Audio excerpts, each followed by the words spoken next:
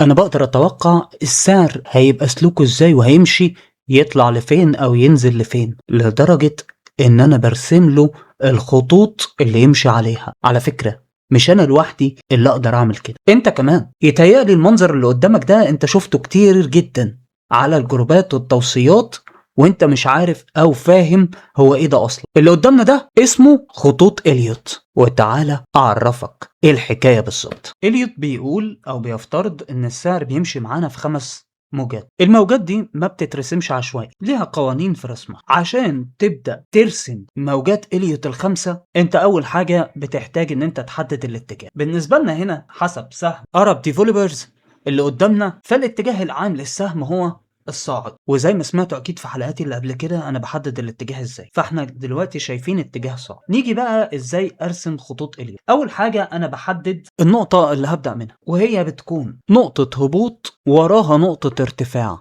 ده في الاتجاه الصاعد. زي ما أنت شايف قدامك دلوقتي أهو، أدي نقطة الهبوط أهي، نعدلها تمام. أدي نقطة الهبوط، تالتها نقطة ارتفاع. دي بالنسبة لي القمة الأولى، ما فيهاش أي مشكلة. طيب نيجي للموجة التانية. إليوت بيفترض إن الموجة الأولى هي موجة صعودية في حالة الاتجاه الصاعد، الموجة التانية بتكون موجة تصحيحية، ليها شروط عشان نقدر نقول عليها إن هي الموجة التانية. إيه الشروط دي؟ إن القاع بتاعها ما ينزلش أبدا تحت قاع الموجة الأولى، يعني ما ينفعش أبدا إن يكون في المنطقة دي نهائي، لازم يكون قبل السهم ده، قبل الخط ده زي ما انت شايف هنا. طيب نيجي للقمة رقم 3. في شرط أساسي في القمة دي، أولا إن هي لازم تكون وانت بترسمها لازم تراعي إنها تكون الأطول. بص معايا كده، الأطول ما بين الثلاث قمم، ما بين 1 و3 و5، لازم 3 تكون هي الأطول.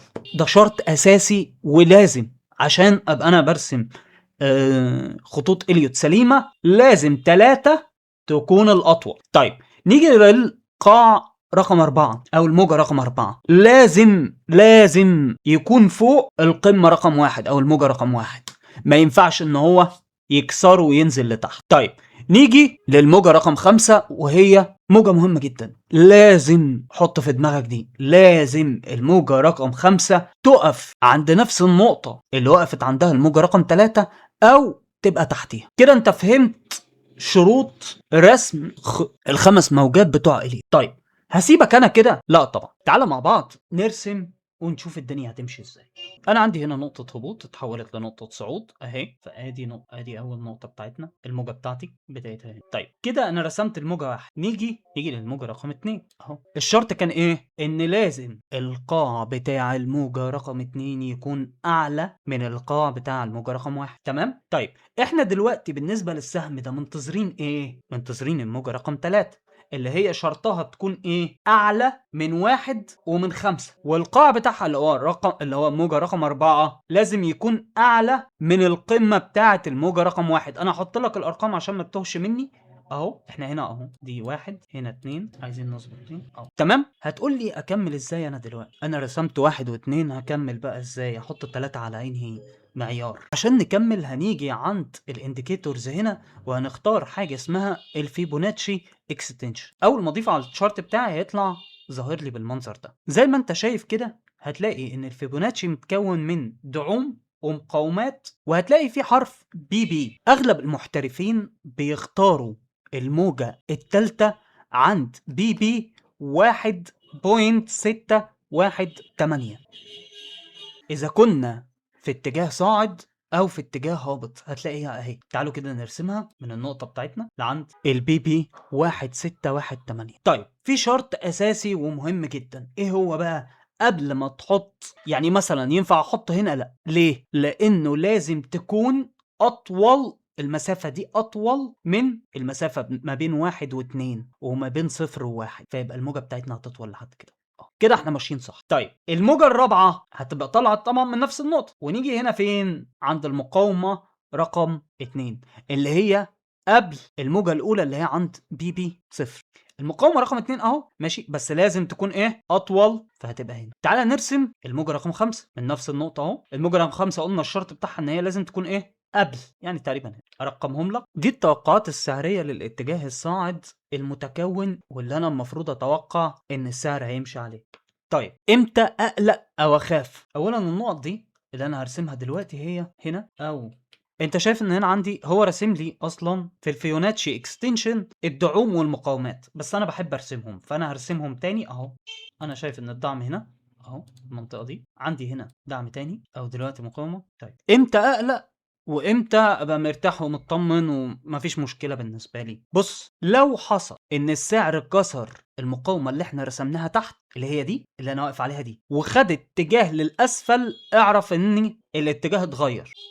لو حصل ان السعر كسر المقاومه دي اللي انا واقف عليها دلوقتي وخد الاتجاه لاسفل، اعرف ان الاتجاه اتغير. طيب لو السعر واقف في قناة عرضية زي اللي احنا فيها دي، ما تقلقش، اهم حاجة ما يكسرش للأسفل. طيب المتوقع اللي جاي ايه؟ ان السعر في مرحلة تجميع عشان يرجع للمسار السعري اللي احنا راسمينه ويكمل في الاتجاه الصاعد بتاعه.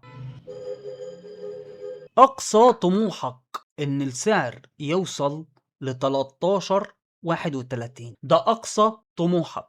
اقل حاجه هي 7.35. المنطقه المتوسطه بالنسبه لنا او المقاومه الجديده هتكون عند 9.72 في مقاومه، وعند 10.165 في مقاومه تاني. بالنسبه للمقاومه اللي عند 9.72 فهي مقاومة قوية لأنه حاول يخترقها وارتد منها ودخل بعدها في قناة عرضية مائلة للهبوط، وده اللي كون الموجة التانية بالنسبة لنا. ودلوقتي تعالوا زي ما متعودين نعمل كل مرة هندخل على جيميناي. أنا هبعت له سكرين شوت بالشغل اللي احنا عملناه وهقول له حدد لي مدى دقة الرسم لموجات إليوت، وحدد دقة استخدامنا لتحديد الدعوم والمقاومات. انا حابب بس اقرا معاكم لانه اللي هتلاقوا جيميناي قايله هو اللي انا شرحته في الفيديو. بيقول لك يا سيدي الرسم يوضح محاولة لترقيم موجة دفعة كبرى، ولكن هناك الدفعة الكبرى هي الموجة الثالثة، لانه بالنسبة لدفعات إليوت الموجة الثالثة هي أعلى دفعة فيهم أو أعلى موجة فيهم بالنسبة للاتجاه الصاعد. تمام، بيقول لي هنا الموجة 1 و2 الترقيم يبدو منطقيا، حيث انتهت الموجة 2 عند مستوى تصحيحي عميق قريب من 7.80 ل 8.25، وهو سلوك معتاد للموجات الثانية التي تبحث عن دعم قوي. الموجة الثالثة المستهدفة انت وضعت الهدف عند مستوى 13.27. من الناحية الحسابية هذا يمثل امتداد ممتاز للموجة الثالثة، خاصة انه يتوافق مع مستويات فيونيتشي التاريخية للسهم. التداخل حاليا السعر يتحرك في نطاق الموجة الثانية. القاعدة الذهبية هي عدم كسر قاع الموجة الأولى تقريبا عند المستوى 7، وطالما السعر فوق المستوى ده السيناريو الصاعد قائم. دقة الرسم التخطيطي أكثر من كونه مبني على حركة السعر الحالية. السعر لا يزال في مرحلة التجميع ولم يبدأ بعد في تسارع الموجة الثالثة الحقيقية. تمام، تعال بقى لتاني حاجة، الدعوم. منطقة الدعوم السعر زي ما قلنا دلوقتي في منطقة دعم. المنطقة دي تمثل التقاء بين البي بي أو نقطة الارتكاز ومستويات الدعم السعري التاريخية. المقاومات القريبة احنا اتكلمنا عنها، وهات لي ملخص التقييم بيقول ايه. دمج فيونيتشي مع موجات إليوت في مناطق التجميع أو التجمع يعطيك أفضلية في نسبة الربح إلى المخاطر. لزيادة الدقة انتظر ظهور بوزيتيف دايفرجنس على مؤشر الار اس اي او الماك دي بالتزامن مع ملامسة السعر لمستوى الدعم، لضمان ان الموجة 2 انتهت وبدأت الموجة 3. الرسم دقيق من الناحية النظرية وممتاز في اختيار مناطق الدعم، وتبقى فقط مراقبة أحجام التداول عند الاختراق للأعلى لتأكيد صحة الموجة الثالثة. الموضوع بسيط، انت تقدر تعمله بسهولة. التزم بالشروط اللي انا قلتها لك في الفيديو، حط اهدافك على اساس المقاومات الاقرب. حاول دايما ان انت تعمل وقف خسارة حاد مفهوش تفاهم عند نقطة الدعم اللي انت محددها. ربنا يوفقكم وبإذن الله اشوفكم في فيديو جديد. بس قبل ما نقفل عايز اقول لكم على حاجة مهمة. حابب اعرفكم بالكورس بتاعي على منصة اليوديمي. رابط الكورس هتلاقوه موجود في الديسكريبشن بتاع الفيديو ده لو انت بتتابعني على اليوتيوب. لو بتتابعني على الفيسبوك هتلاقي برضو الرابط في البوست بتاع الفيديو. الكورس بتاعي متكون من 48 محاضرة. الكورس مش محاضرات متسجلة ومتصورة بس، لا، هتلاقي حاجات تقراها. الكورس متقسم بطريقة تخليك ازاي تفكر كمتداول، ما تحتاجش تاني ان انت تروح لحد تقول له انا عايز بعد اذنك توصيات. الهدف من الكورس ان انت تطلع جاهز ان انت تفكر بتفكير متداول مؤسسي، مش متداول بس.